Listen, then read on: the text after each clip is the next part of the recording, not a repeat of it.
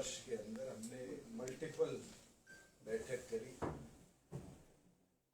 4 दौर की बैठकें डिपार्टमेंट के जो हेड्स थे उनसे कैसे ईज ऑफ डूइंग बिजनेस के अंदर और सहयोग मिले, चीज़ें जो डिले होती है उसको कैसे एक्सपेडाइट किया जाए, उस पर चर्चा।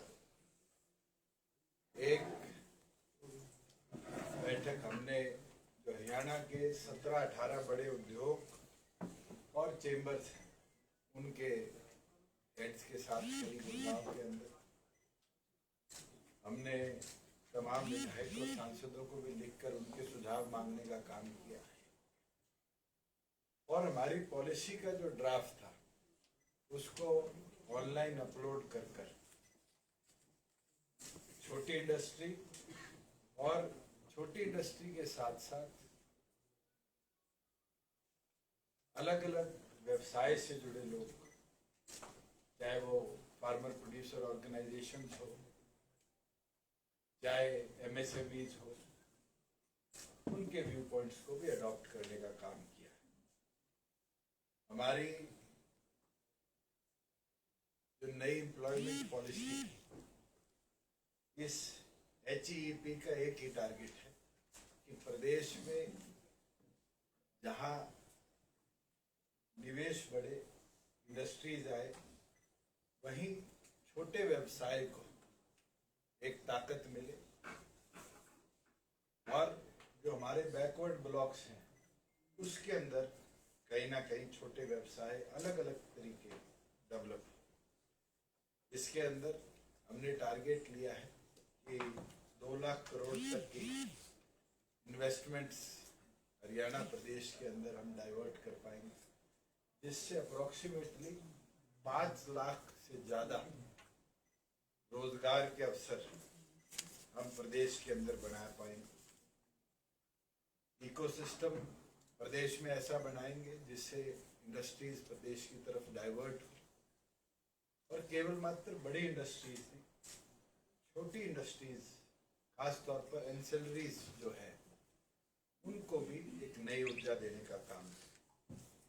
मैं शुरू करता हूँ जो हमारे सबसे बड़े प्रोजेक्ट्स रहेंगे, मेगा अल्ट्रा मेगा प्रोजेक्ट्स, जो पिछले 5 वर्ष के अंदर 17 हमारे प्रदेश में आए।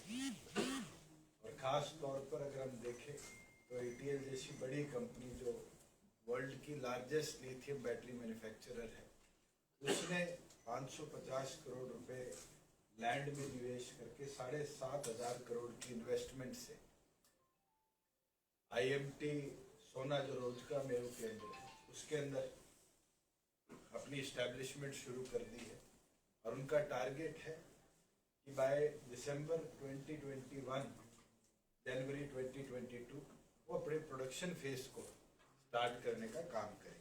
इसी तरीके से कोका कोला का एक्सपेंशन रोहतक के अंदर हुआ है, 2 ग्लास कंपनीज हैं और प्रदेश के अंदर 17 मेगा अल्ट्रा मेगा प्रोजेक्ट्स पिछली पॉलिसी में हमने अडॉप्ट करने का काम किया। हमारा ये टारगेट है कि अब जो हमारे HSIDC के इंडस्ट्रियल एरियाज हैं उनके अंदर हम बड़े इंडस्ट्रियल प्रोजेक्ट्स को लेकर आए जिससे निवेश और बढ़े। इसके अंदर रिसेंटली फ्लिपकार्ट ने भी 150 एकड़ के अंदर मानेसर में अभी बिडिंग करी है, जिसके अंदर वो हिंदुस्तान का सबसे बड़ा वेयर हाउसिंग प्रोजेक्ट बनाने का काम करेगा, जिससे warehouse to home direct delivery की अप्रोच को वो लेकर चले। हमने इस पॉलिसी के माध्यम से जो हमारे FAR था उसको 2000 स्क्वायर यार्ड से बड़े प्लॉट्स के अंदर 250% करने का काम किया, जिससे वर्टिकल इंडस्ट्री हमारे यहाँ बढ़ने का काम करेगी। पॉलिसी के अंदर हमने डाला है कि HSIDC की जो लैंड है तो पहले ऑक्शन पे जाती थी, अब उसको हमने लीज प्रोसेस के ऊपर भी इस पॉलिसी के माध्यम से देने का काम किया। अगर कोई इंडस्ट्री 8 साल की, 10 साल की, 15 साल की लीज के लिए लैंड लेकर और उसके ऊपर अपना कार्य शुरू करना चाहती है तो वो भी इस पॉलिसी के अंदर परमिटेड है।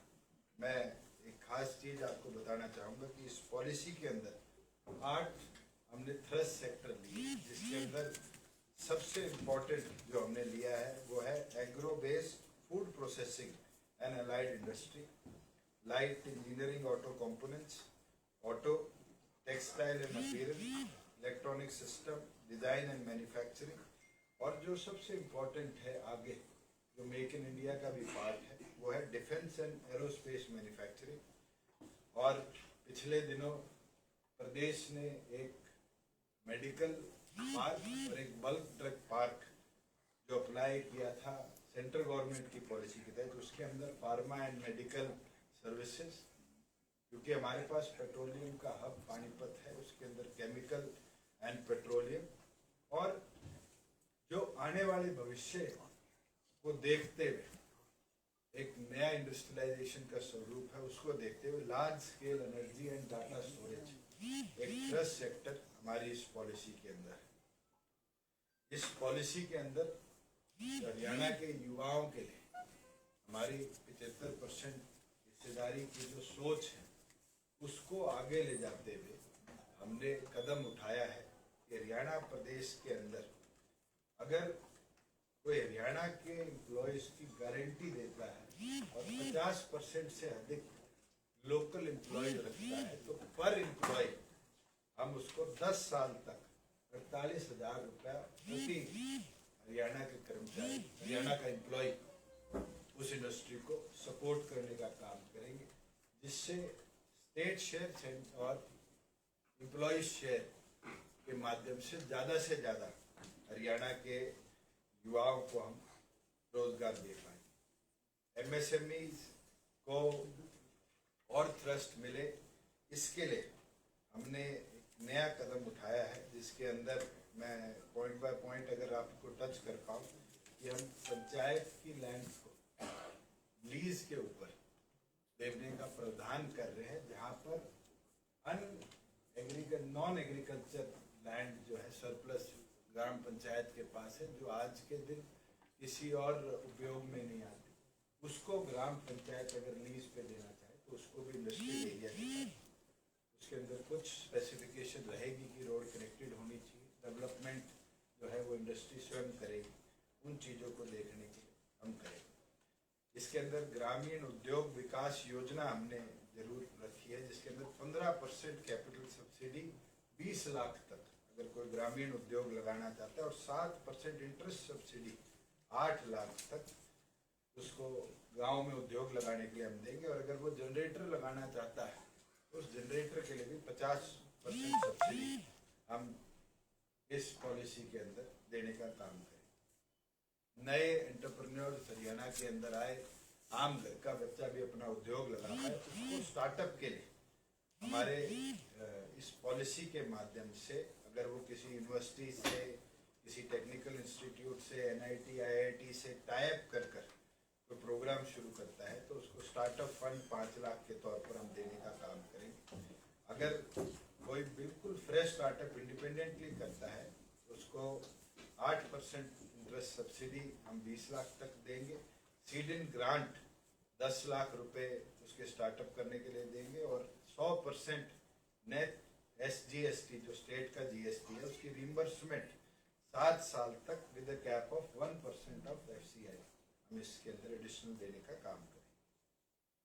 इसमें अगर कोई भी एंसिलरी या कोई इंडस्ट्री दूसरे देश के बिजनेस को सब्सिट्यूट करती है, इंपोर्ट के सब्सिट्यूट के तौर में उभरती है, उसके अंदर हम उसको लैंड प्राइस का 25% जो हमारे B ब्लॉक्स हैं और 50% C और D ब्लॉक्स के अंदर हम वापस देने का कंसेशन देने का काम करेंगे। अल्ट्रा मेगा यूनिट्स अगर कोई आते हैं तो उसको 20 साल तक इसके अंदर सपोर्ट किया जाएगा। जो हमारे एसेंशियल सेक्टर्स हैं, अगर उसके अंदर D कैटेगरी में MSME आती है तो उसके अंदर एसेंशियल गुड इंडस्ट्रीज को भी हम इनिशिएटिव देने का काम करेंगे। अगर क्लस्टर बेस अप्रोच के अंदर जो हमारे इंडस्ट्री विभाग ने 22 के 22 जिलों के अंदर 1 डिस्ट्रिक्ट 1 प्रोडक्ट को आगे बढ़ाने का काम किया, अगर उसके अंदर कोई इकोनॉमिक एक्टिविटी स्टार्ट करता है तो उसके लिए भी इस पॉलिसी में स्पेशल पैकेज देने का काम किया जाए। अगर कोई रिसर्च एंड डेवलपमेंट का कार्य शुरू करते हैं, कोई भी प्रोडक्ट को नई दिशा देने का कार्य शुरू करते हैं, तो उसके अंदर 50% of project cost up to 5 crore हम उसके अंदर उसके सहयोग के लिए देने का काम करेंगे। खास तौर पर आपने देखा होगा कि पिछले दिनों सुप्रीम कोर्ट का भी रवैया पराली के ऊपर बड़ा सख्त रहा है। इस तरीके के अगर बायो एनर्जी की ओर कोई डाइवर्ट होता है तो उसको भी हम इंडस्ट्री ट्रीट करने का काम करेंगे। और स्पेशली अगर एग्रीकल्चर रेसिड्यू से कोई भी इस तरह की बायो एनर्जी की प्रोडक्ट शुरू करती है तो उसको कैपिटल सब्सिडी 25% 2.5 करोड़ तक हम इसके अंदर परमिट करने का काम करें। हमने इस पॉलिसी के अंदर इलेक्ट्रॉनिक मैन्युफैक्चरिंग क्लस्टर जो आने वाले भविष्य में एक नया कदम रहेगा, उसके अंदर 2 क्लस्टर्स हमने इसके अंदर स्ट्रीमलाइन करे हैं, जिसमें सोना और हिसार है। इसके अंदर मेडिकल डिवाइस पार्क के लिए केंद्र की अभी मीटिंग चल रही है, उसके अंदर हमने करनाल को प्रपोज किया है। बल्क ड्रग पार्क के लिए जहाँ 1000 एकड़ जमीन चाहिए थी, उसके अंदर हमारे जो एविएशन हब हिसार का है उसकी 1000 एकड़ के हमने सपोर्ट किया है, उसके लिए बिड किया है। और केंद्र सरकार जनवरी के अंदर इन दोनों प्रोजेक्ट्स के ऊपर अपने फैसले देने का काम करेगी। मेगा फूड पार्क जो है, जिसके अंदर प्रोसेसिंग भी है और सारा प्रोसेस करने का कार्य है, उसको सोनीपत के अंदर हमने प्रपोज किया है। हमने एक नई एग्रीकल्चर टेस्टिंग सेंटर उचाणी करनाल के अंदर डेवलप करने का काम किया है और एक centre for excellence for textile Bhiwani के अंदर डेवलप करने का प्रपोज किया है। अगर कोई इंडस्ट्रियल पार्क लगाया जाता है तो उसके अंदर financial assistant 50% of the project cost जो कि 40 करोड़ तक और 80% stamp duty refund and 50% financial assistant for setting up industrial housing dormitories up to 50 lakh rupees हम इस पॉलिसी में देंगे। फ्लैटेड फैक्ट्रीज जो थी उसके अंदर हम 50% of the project cost up to 10,000 for developing flatted factory और मिनिमम 5 एकड़ लैंड के ऊपर अगर कोई डेवलप करता है MSME के तौर पे, तो उसके अंदर भी हम सपोर्ट करने का काम करें। एक चीज जो बहुत लंबे समय से मांग भी थी, मैं उसको जरूर टच करना चाहूँगा कि हमारे इंडस्ट्रियल पार्क में रेजिडेंशियल व्यवस्था नहीं होती थी। इस पॉलिसी के अंदर हमने इसको ईयरमार्क कर दिया कि 10% कोई भी इंडस्ट्री का एरिया जो है उसको हाउसिंग के लिए डॉर्मेटरीज और इस तरह की व्यवस्था बनाने के लिए, क्योंकि लॉकडाउन में हमने देखा बहुत सी इंडस्ट्री इसलिए बंद हो गई थी क्योंकि उसके अंदर इन सेटू रेजिडेंसी नहीं थी।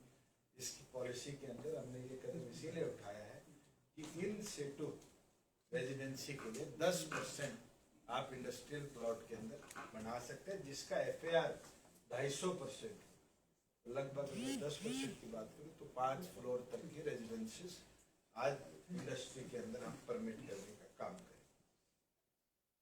जहाँ वेयर हाउसिंग की बात है उसके अंदर हमने FAR को 75% से बढ़ाकर 150% तक इंक्रीज करने का काम किया है।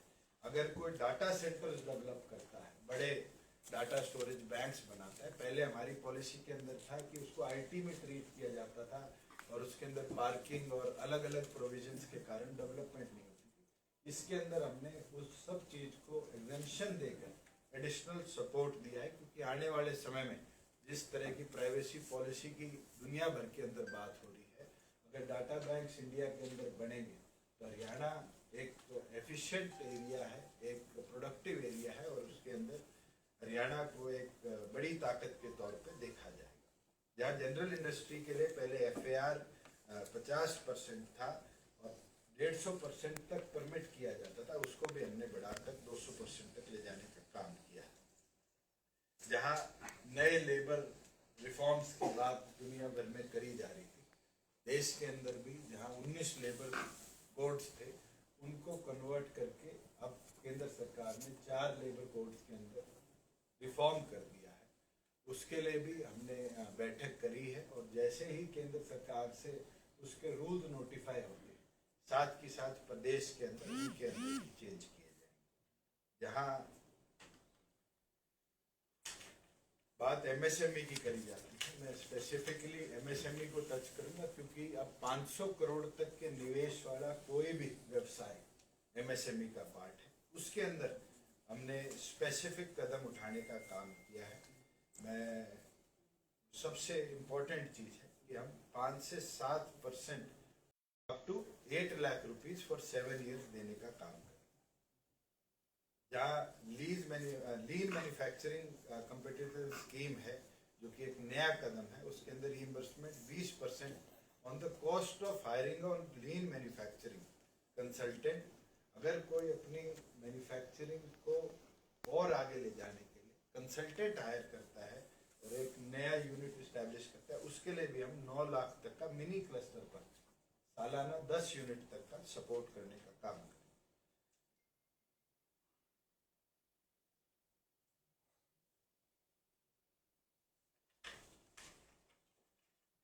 अगर कोई हमारे प्रदेश में एक्सपोर्ट ओरिएंटेड यूनिट्स लगाने का काम करता है, उसके अंदर 50% of premium paid maximum up to 1.5 lakh per annum per unit of MSC for the period of 5 years हम उसके ZET सर्टिफिकेशन पे देने का काम करें।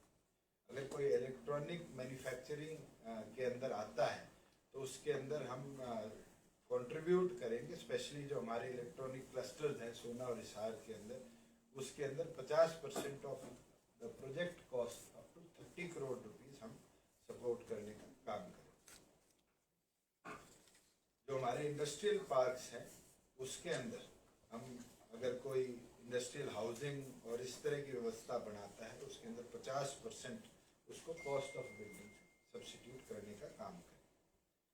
और अगर कोई cluster plug and play policy के तहत प्लान डेवलपमेंट करना चाहता है, दुनिया भर के अंदर अब एक नई अप्रोच बनाई जा रही है जहाँ पर स्ट्रक्चर किसी का होता है और उसके अंदर काम कोई और आकर करता है, और जब उसका व्यवसाय खत्म हो जाता है तो दूसरा व्यक्ति उधर आकर अपने काम शुरू कर सकता है। प्लग एंड प्ले पॉलिसी है। आप IT पार्क्स में देखते हैं तो इसके अंदर प्लग एंड प्ले है। अगर कोई प्लग एंड प्ले के माध्यम से इंडस्ट्रीज को इनवाइट करता है, खासतौर पर IT है, अपैरल है, तो इस तरह की रेगुलर, और खास एक नया जो फ्यूचर हम देखते हैं फूड प्रोसेसिंग है, इसके अंदर हम grant in aid of 50% of project cost up to 10 crore rupees for developing factories in a minimum area of 5 acres हम देने का काम करें।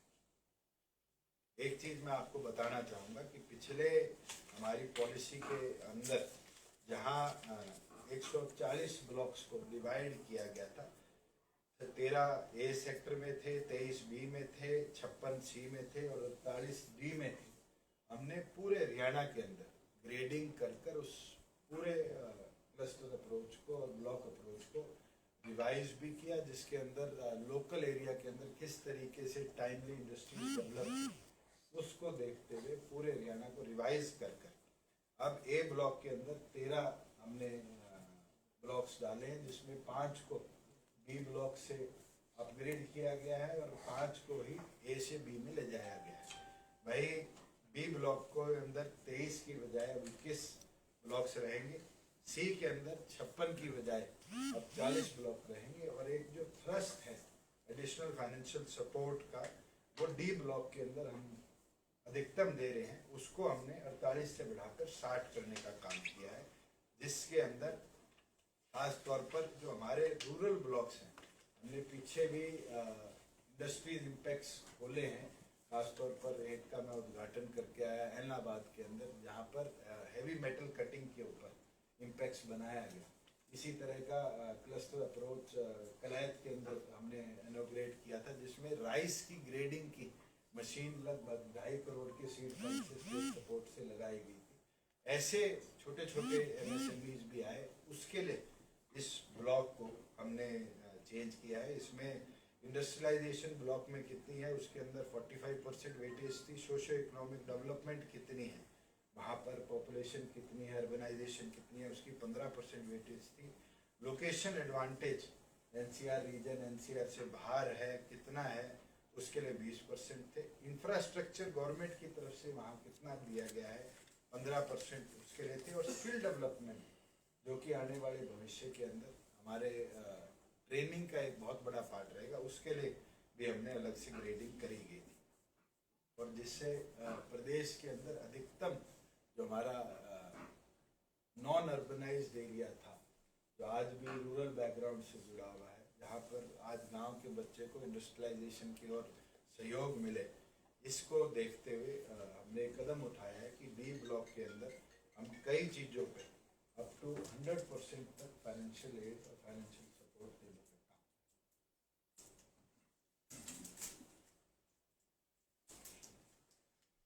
मुख्य फीचर चीज ये कुछ और बता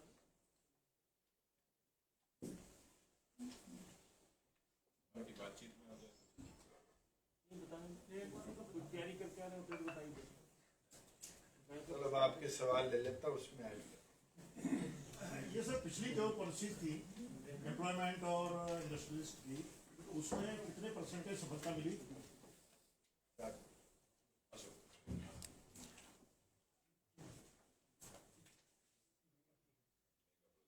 मैं आपको बता देता हूँ कि टोटल, क्योंकि पॉलिसी फ्रेम होते होते 16 से लेकर 17 तक हमारे पास शुरू हुआ एक्चुअल इम्प्लीमेंटेशन।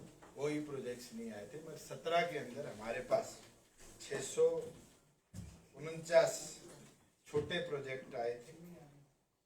18-19 के अंदर 1003 हमारे पास प्रोजेक्ट्स आए थे और 19-20 के अंदर 1292 प्रोजेक्ट्स आए थे, टोटल मेगा प्रोजेक्ट 17 से, जिसके अंदर जिसके एडिशनल 17 मेगा प्रोजेक्ट्स आए थे, जिसके अंदर इन्वेस्टमेंट प्रपोज करी थी 11,456 की, और इसके अंदर एम्प्लॉयमेंट जो जनरेट होगी वो जनरेट होगी 14,204 की। नहीं ये धरातल पे आ गई अभी प्रपोजल ही चल रही है। इन लोगों को HAPP ने अप्रूव भी कर दिया है, इनको फाइनेंशियल सैंक्शन भी मिल गए हैं और इनका कार्य भी प्रदेश के अंदर शुरू हो चुका है। फॉर एग्जाम्पल, जो रोहतक के अंदर कोका कोला का प्लांट था, उसके अंदर एडिशनल 2 लाइन लगाने का जो सपोर्ट था वो स्टेट गवर्नमेंट की तरफ से भी दे दी गई, उनकी मैन्युफैक्चरिंग शुरू हो चुकी।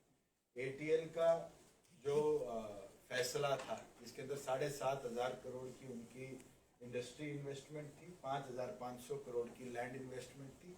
लैंड का पैसा HSIDC के पास आ चुका है, पोजीशन उनको दे चुके हैं। वहाँ पर इंफ्रास्ट्रक्चर डेवलपमेंट के लिए डिपार्टमेंट ने काम एक्सटर्नल डेवलपमेंट का शुरू कर दिया है। इंटरनल डेवलपमेंट का कार्य भी उनके सहयोग से 2021 के अंदर हम कंप्लीट। वो ठीक होता है। ये जो आपने बताया ना कि आप पॉइंट बाय पॉइंट जाना चाहते हैं? नहीं, हम ये जानना चाह रहे हैं कि 2015 से 2020 तक टोटल धरातल पे कितना निवेश आ दिया, मैं आपको बता पाइपलाइन में देता है, हूँ, जो कितने सैंक्शन हुआ है इंसेंटिव इस पॉलिसी के अंदर, वो जो हमारे छोटे यूनिट्स थे 649, उसके अंदर पहले साल के अंदर 68 करोड़ रुपया उनके ईयरली, क्योंकि ये प्रपोज्ड इन्वेस्टमेंट का सपोर्ट है, हमने दे दिया है। 1100 जो 3 सेकेंड ईयर के अंदर आए थे, उसके अंदर 112 करोड़ रुपया उनको हमने सपोर्ट किया था। जो थर्ड ईयर था, उसके अंदर 1292 ऐसे केसेस आए थे, उसके अंदर 158 करोड़ रुपया हमारी ओर से सैंक्शन हो चुका है। ये तो है जो MSME और माइक्रो प्रोजेक्ट्स। जो मेगा प्रोजेक्ट्स थे, उसके अंदर टोटल नंबर ऑफ प्रोजेक्ट्स 17 थे, जिसके अंदर जो हमारे 5 अल्ट्रा मेगा प्रोजेक्ट्स थे कैटेगरी A ब्लॉक्स में, उसके अंदर प्रपोज्ड इन्वेस्टमेंट के अगेंस्ट हमारी ओर से जो सपोर्ट जानी है वो जानी है लगभग 1,400 करोड़ के आसपास। वो उनके प्रोजेक्ट फेज के साथ साथ, क्योंकि SGST 7 साल तक का रीइंबर्समेंट था, तो ईयरली उनको सपोर्ट होगा। और जो BC कैटेगरी ब्लॉक्स के अंदर हमारे प्रपोज्ड इन्वेस्टमेंट थी 9,953 कैटेगरी की, जिसमें कैन पैक है, पैनासोनिक है, कंधारी बेवरेज है, स्टार वायर बल्लभगढ़ है, ऑटोटेक है, एनरिच एग्रो है, कैपकॉन्स है, गुरुटेक है। इनने अपने प्रोजेक्ट्स जो हैं, किसी ने जुलाई 18 में, किसी ने मार्च 18 में, किसी ने जुलाई 17 में, जनवरी 18 में, उनने प्रोजेक्ट स्टार्ट कर दिए।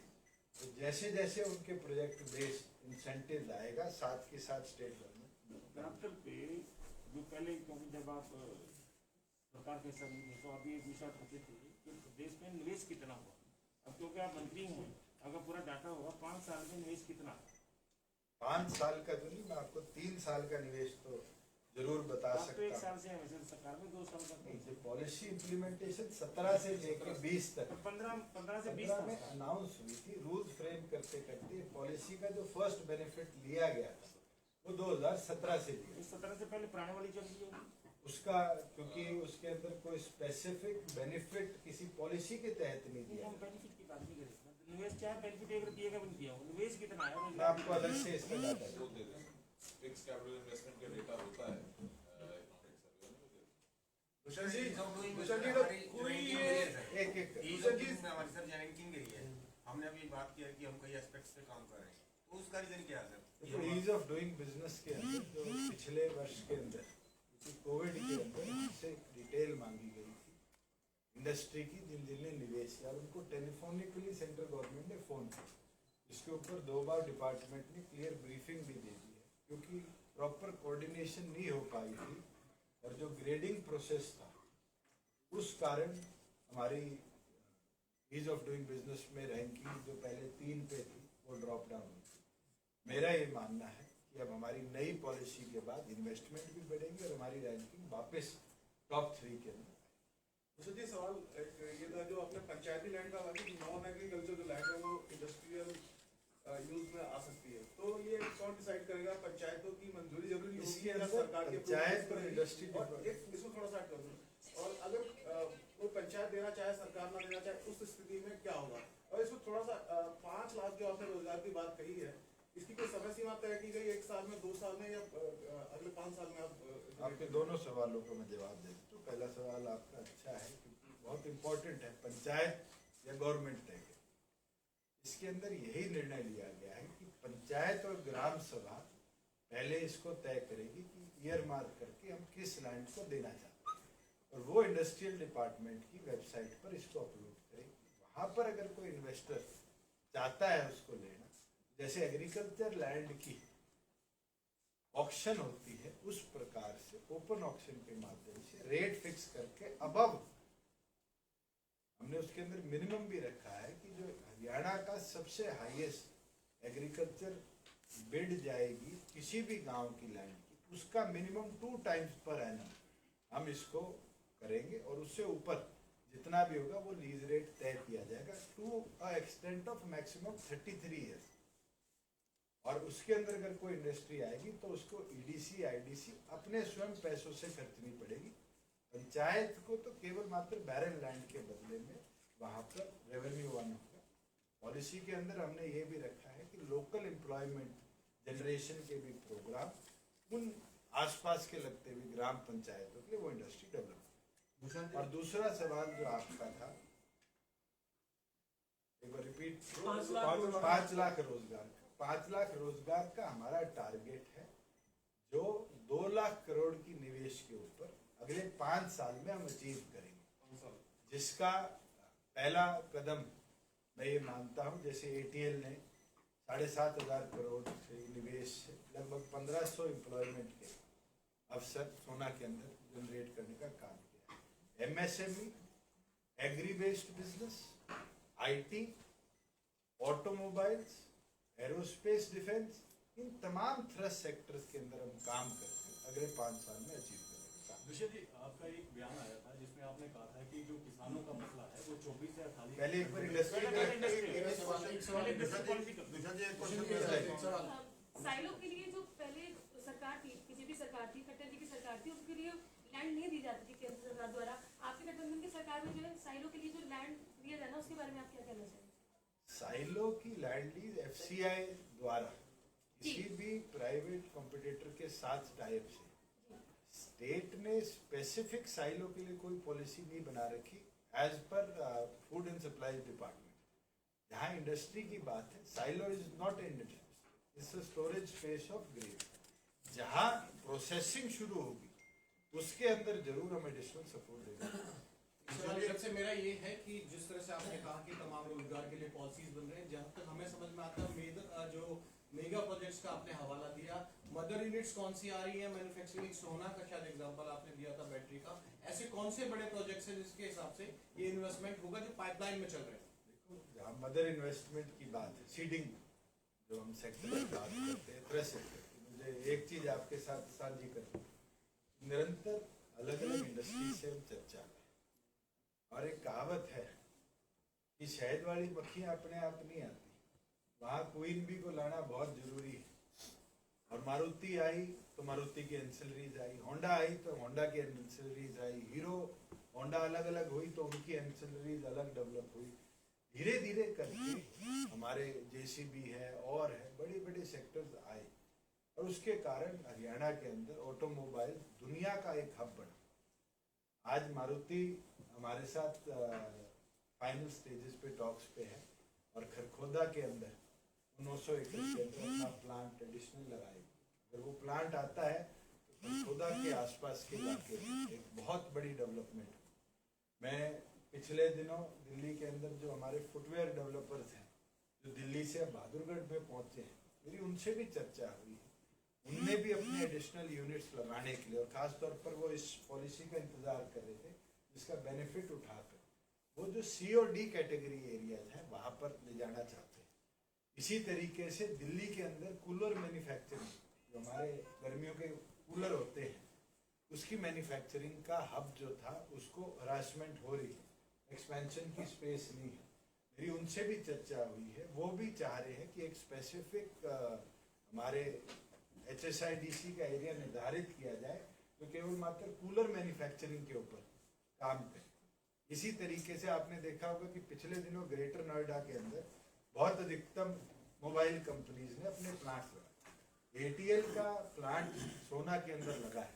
हमें पूरी उम्मीद है कि सोना के आसपास मोबाइल मैन्युफैक्चरिंग के नए यूनिट्स भी हम आने वाले समय में देखेंगे। एक मोबाइल मैन्युफैक्चरिंग यूनिट पहला हरियाणा में इस्टेब्लिश हो चुका है बावल के अंदर। उसी तरीके से हमें उम्मीद है कि आने वाले 5 वर्षों में हम एडिशनल बड़ी कंपनीज जो है, जो इंडिया के अंदर इन्वेस्ट करना चाहती है, उनको हरियाणा की ओर डायरेक्ट करना है। विशाल जी, जैसे HSIDC का आप जिक्र कर रहे हैं, उद्योगपतियों का जिक्र कर रहे हैं, इंडस्ट्री का जिक्र कर रहे हैं, इसमें जब लॉकडाउन लगा उसके बाद जिन लोगों के प्लाट HSIDC से मिले हुए हैं, इनके लिए क्या कोई इंटरेस्ट वेव हो, क्योंकि कईयों ने पेमेंट भी पूरी कर दी, उनको कोई बेनिफिट दे रहे हैं आप? लॉकडाउन का टाइम था, उसको पैन हरियाणा प्रत्येक डिपार्टमेंट के अंदर फ्रीज पीरियड माना गया, मगर अनलॉक के टाइम से लेकर आज तक के ऊपर इस तरह की कोई चर्चा नहीं। आपने जो विषय रखा है उसको शायद HSIDC के बोर्ड में भी मैटर को ले जाया गया था, और उसके ऊपर बोर्ड का निर्णय होगा कि वो कितने पीरियड को लॉकडाउन के बाद भी इंटरेस्ट फ्री देने का काम। सर, आपने कभी कहा कि इज ऑफ डूइंग में हमें कुछ चीजें नहीं दे पाई सेंटर में, लेकिन इस बीच में हमने ड्यूरिंग कोरोना हमने अडानी को परमिशन दे दी 80 एकड़ 100 एकड़ जितनी भी जगह। थोड़ा बताएंगे सर कि क्या मामला है? जो जमीन का हमने CLU के लिए दिया है नोएडा में, ना तो HSIDC ना इंडस्ट्री वैसे आप सरकार का हिसाब से पूछ रहे हैं। मेरी नॉलेज में नहीं। स्किल डेवलपमेंट को लेकर क्या योजना है, क्योंकि बड़ा हिस्सा तो उसमें है। हमने पीछे 3 स्किल डेवलपमेंट सेंटर्स पिछले 1 वर्ष में डिस्पाइट कोविड स्टार्ट करवाए हैं। IIT अपने ITIs के साथ टाइप करवाकर, एक होंडा का है जो चाणा के अंदर खुल रहा है, उसी तरह का मारुति का अप्रूवल आ चुका है जिसके अंदर स्किल डेवलपमेंट का सहयोग वो जींद के अंदर कर रही है। वही विश्वकर्मा स्किल यूनिवर्सिटी जो हमारी है, उसका 240 बच्चों के 4 अलग अलग कोर्सेज का ट्रेनिंग का हमने कैंपस पन्नीवाला मोटा जो पॉलिटेक्निक कॉलेज था जिसके अंदर इस बार एडमिशन भी नामात्र हुए थे, उसके अंदर स्टार्ट कर दिया है। इसी तरीके से मेक माई ट्रिप और ओयो, उनके जो CEO थे वो लास्ट बैठक में हमें कमिट कर गए कि हम गुड़गांव के आसपास हमारे किसी भी ITIs के साथ अगर गवर्नमेंट परमिट करती है तो टाइप कर वहाँ पर भी जो होटल रिलेटेड स्किलिंग है उसको डेवलप करने का काम करेंगे, क्योंकि NCR के अंदर पैकेजिंग एक बहुत बड़ा रिसोर्स है। हमने स्किल डेवलपमेंट यूनिवर्सिटीज के वीसी की भी जिम्मेदारी लगाई है कि वो पैकेजिंग का कोर्स डिज़ाइन करते हैं और उसको यूनिवर्सिटीज़ के लेवल पर नहीं बल्कि हाई स्कूल के बाद कॉलेज के लेवल पर भी इंट्रोड्यूस करें।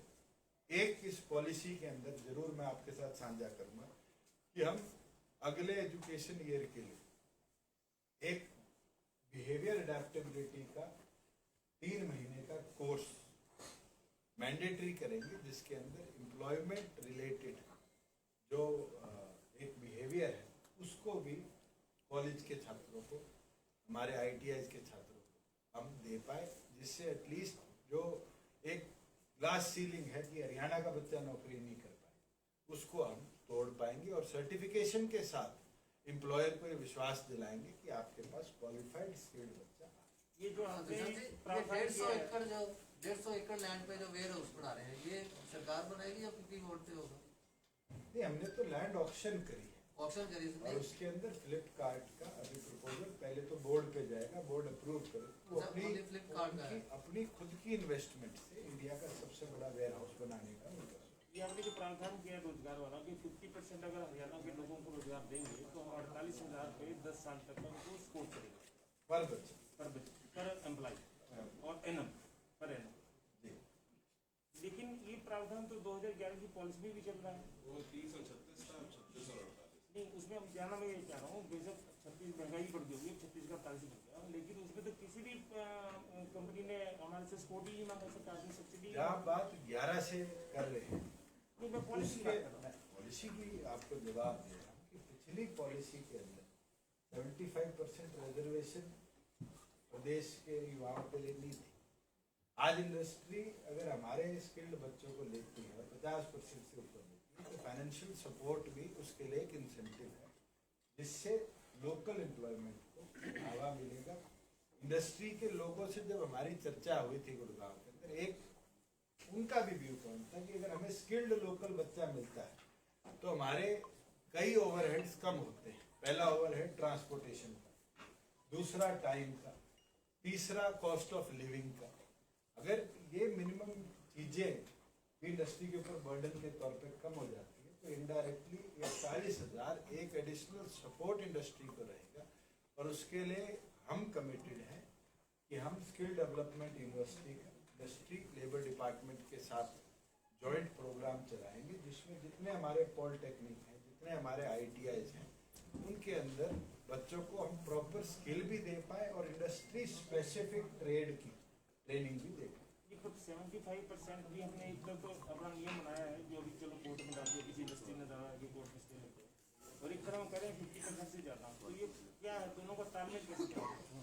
इधर हम 75 पक्का कर रहे हैं कि 50,000 से तक की जितने तनख्वाह वाले कर्मचारी हैं वो हमारे 75% यहाँ से बढ़ा।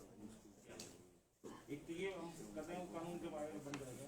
दूसरा ये तो कर ही रहे हैं क्योंकि हमने इंसेंटिव दे दिया कि 50% हमें दे देंगे तो हम 48,000 पे आपको।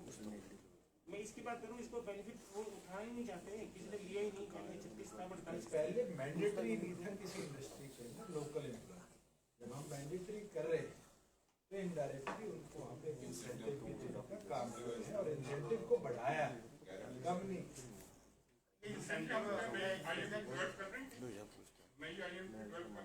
गवर्नमेंट का प्लान है कि हम अगले वित्त वर्ष के अंदर प्रदेश में ई भूमि के माध्यम से नई एक्विजिशन करें जिससे इंडस्ट्रियल एरियाज जो आज नॉन इंडस्ट्रियलाइज्ड एरियाज वहाँ पर हम आगे ले जाएं।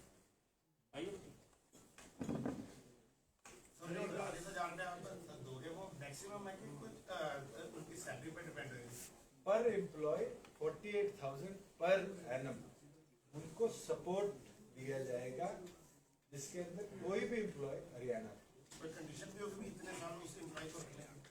कोई कंडीशन सर जो आपने 10% अभी इंडस्ट्रियल में रेजिडेंशियल के अंदर है जो 10% होगा उस पे एप्लीकेबल टैक्स कौन सा होगा? जैसे सीवरेज का होगा तो सारा जो उसके इंडस्ट्री के ऊपर वो टैक्स देता है उसी के अंदर ही उस पे सारे का कनेक्शन भी इंडस्ट्री लेना पड़ेगा सब। अगर कोई अलग से कोठी बना लेता है और उसके लिए चाहता है कि रेजिडेंशियल कनेक्शन मिले तो अलग। डॉर्मेट्री के अंदर अगर आपका पार्ट ऑफ द इंडस्ट्री है तो मेरे ख्याल से इंडस्ट्री को भी कोई नुकसान नहीं है।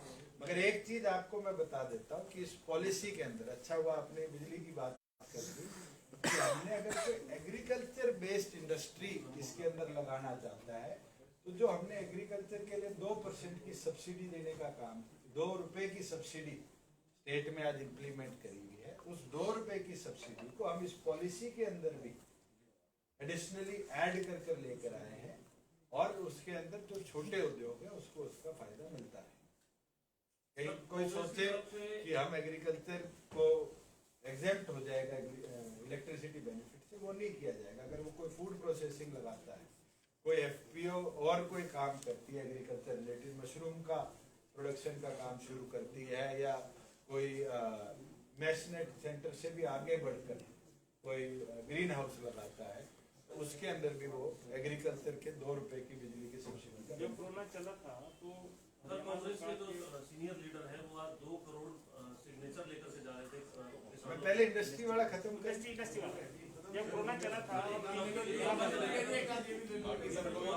चाइना से इंडस्ट्री के साथ बातचीत चल रही थी, वो चाइना से कितनी इंडस्ट्री की बातचीत बीएससीएम की बात बीएससीएम की बात कर रहे थे, आपके साथ बात हुई थी 2-3 बार सीएम साहब हमारी चर्चा तो चाइना की कितनी इंडस्ट्री से अब एप्पल के लिए, मगर एप्पल का क्योंकि टाइप बैंगलोर बेस्ड एक आईटी फर्म से हो गया, वो कर्नाटका की ओर डाइवर्ट होती है। मगर अब भी हमारी से चर्चा चल रही है 3 और ऐसे यूनिट्स जिनको मैं अभी प्राइमरी स्टेज की टॉक्स है, मैं कोट नहीं कर पाऊंगा, और हम उम्मीद करते हैं कि उनमें से 1-2 बड़े उद्योगों को डेवलप करें। सर, जो आपकी स्टेटमेंट आई थी 24 से 48 घंटों के बीच में किसानों का आंदोलन जो है वो खत्म हो जाएगा, उसको लेकर आप क्या खत्म होने की बात नहीं की, मैंने कहा था चर्चा का दौर शुरू हो। केंद्र ने भी उसके ऊपर लिखित में उनकी मांगों का जवाब दिया। 2-3 दिन पहले भी केंद्र ने वार्ता के लिए उनको बुलाने का काम किया है। अगर वार्ता नहीं होगी तो किसी तरह की कंक्लूजन इस पूरे मूवमेंट के अंदर हमें देखने को नहीं मिलती। मैं तो उम्मीद करता हूं कि पॉजिटिवली अगर केंद्र सरकार चर्चा को तैयार है, सुप्रीम कोर्ट भी स्वयं कह रहे हैं कि आपको चर्चा करनी थी, तो जो 40 संगठन हैं जिनके नेतृत्व की पहले 6 दौर में चर्चा हुई थी, उनको भी कदम बढ़ाना चाहिए। आज तक कोई भी एजिटेशन बिना चर्चा के समाप्त नहीं। और मैं उम्मीद करता हूं कि अगले दिनों के अंदर, मैं टाइमलाइन दे दूं और कोई चर्चा को तैयार नहीं हो तो फिर आप आके कहोगे मैंने कहा, अगले दिनों के अंदर जरूर चर्चा होगी और एक कंक्लूजन जगह। सर, जिस तरीके से वहाँ पर मॉल खुलने शुरू हो गए हैं, टेंट लगने शुरू हो गए हैं, क्या आपको लगता है कि ये जल्दी से सॉल्व हो जाए? जिस दिन चर्चा शुरू होगी मैं उम्मीद करता हूँ उतनी जल्दी। सर, किसानों की पार्टी और आप भी किसानों के समर्थन में सामने, मैं तो साथ हूँ, मैंने विरोध कब किया? मैं तो पार्टी का क्या स्टैंड है? पहले दिन से लेकर आज तक कहता हूँ कि जब तक मैं एमएसपी अश्योर कर पाऊंगा प्रदेश के अंदर, किसान तो बोल रहे हैं भी खेती कानून ही रद्द हो सके, वो स्टेट सब्जेक्ट नहीं है। जहाँ हरियाणा प्रदेश की बात है, मैंने अश्योर कर रखा है कि जब तक हम एमएसपी दे पाएंगे तब तक हम यहाँ बैठे। जिस दिन मैं एमएसपी नहीं दे पाऊंगा मैं स्वयं रिजाइन कर दूंगा। सर, अंबाला में सीएम साहब का विरोध हुआ तो नहीं है सर, लेकिन कृषि कानून किसान कह रहे हैं कि वापस लिए जाए। आप इस बात का समर्थन करते हैं या नहीं करते हैं? एमएसपी आप इंश्योर कर रहे हैं, एमएसपी में खरीद हो रही है, तो एक चीज कह रहा हूं किसानों कि की बात का समर्थन करते हैं। जब तक चर्चा नहीं हो और एक पॉइंट पे कंक्लूसिव कदम नहीं उठाए जाएंगे, तब तक ये कहना कि रद्द हो, वापिस लिए जाए या उसमें अमेंडमेंट आए, इस पे स्टेट गवर्नमेंट के कहने से कोई कदम नहीं उठाए जाएंगे। केंद्र चर्चा को तैयार है और उसके ऊपर हमें पूरी उम्मीद है कि 40 संगठन भी उस चर्चा का हिस्सा बनेंगे। जो भी कदम